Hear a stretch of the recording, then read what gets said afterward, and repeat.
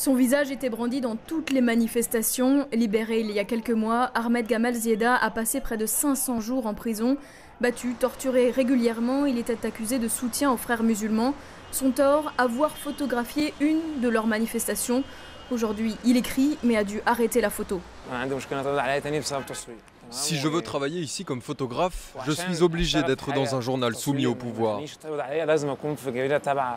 Ça veut dire que je peux être contraint de dénoncer mes collègues et je refuse de faire ça.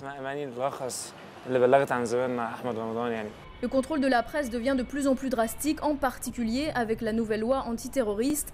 Désormais, les journalistes risquent jusqu'à 58 000 € d'amende s'ils contredisent les communiqués de l'armée.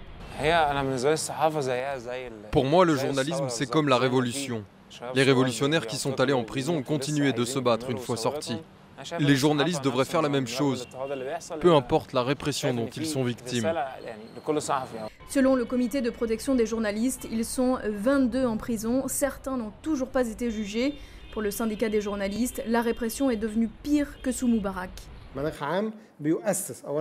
Cette loi pose clairement les bases d'une nouvelle dictature.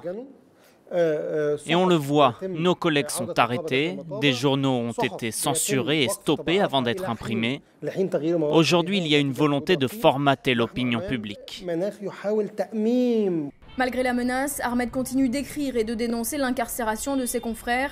Depuis qu'il est libre, il craint de retourner en prison, mais refuse d'abandonner le combat.